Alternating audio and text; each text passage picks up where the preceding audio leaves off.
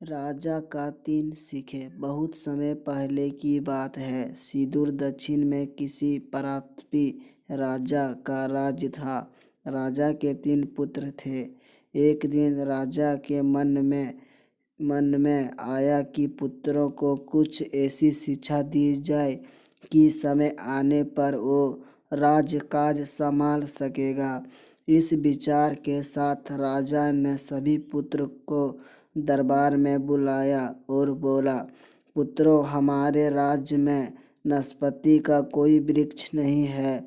मैं चाहता हूँ तुम सब 4-4 महीने के अंतराल पर इस वृक्ष को तलाश में जाओ और पता लगाओ कि वे कैसे होता है। राजा को अज्ञान पाकर तीनों पुत्र बारी बारी से गए और आपस लौट आए। सभी पुत्र के लौट आने पर राजा ने पुनः सभी को दरबार में बुलाया और उस पेड़ के बारे में बताने को कहा। पहला पुत्र बोला, पिताजी, वह पेड़ तो बिल्कुल टेढ़ा मेढ़ा और सूखा हुआ था। नहीं नहीं, वो तो बिल्कुल हरा भरा था, लेकिन शायद उसमें कुछ कमी थी, क्योंकि उस पेड़ पर एक भी फल नहीं लगा था। दूसरे पुत्र ने पहले को बीच में ही रोकते हुए कहा।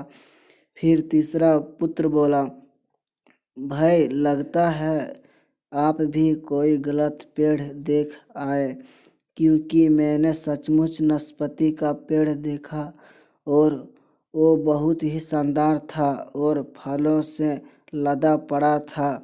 और तीनों पुत्र अपनी अपनी बात को लेकर आपस में विवाद करने लगे। तो तभी राजा अपने सिंहासन से उठे और बोले, पुत्रों, तुम्हें आपस में बहस करने की कोई आवश्यकता नहीं है। दरअसल तुम तीनों ही वृक्ष का सही वर्णन कर रहे हो। मैंने जानबूझकर तुम्हें अलग अलग मौसम में वृक्ष खोजने भेजा था और तुमने जो देखा तो उस मौसम के अनुसार था। मैं चाहता हूँ कि इस अनुभव के आधार पर तुम 3 बातों को गांठ बांध लो। पहली, किसी चीज़ के बारे में सही और पूर्ण जानकारी चाहिए तो तुम्हें उसे लंबे समय तक देखना परखना चाहिए, फिर चाहे वे कोई विषम हो, वस्तु हो या फिर कोई व्यक्ति ही क्यों ना हो। दूसरे, हर मौसम एक साथ नहीं होता। इसी प्रकार वृक्ष मौसम के अनुसार सूखता, हरा भरा या फलों से लदा रहता है। उसी प्रकार मनुष्य के जीवन में भी उतार चढ़ाव आते रहते हैं। अतः अगर तुम कभी भी बुरे दौर से गुजर रहे हो तो अपनी हिम्मत और धैर्य बनाए रखो।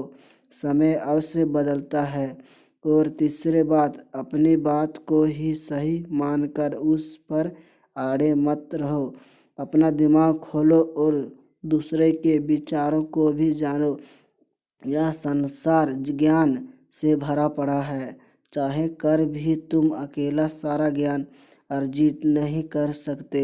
इसलिए भ्रम की स्थिति में किसी ज्ञानी व्यक्ति से सलाह लेने में संकोच मत करो।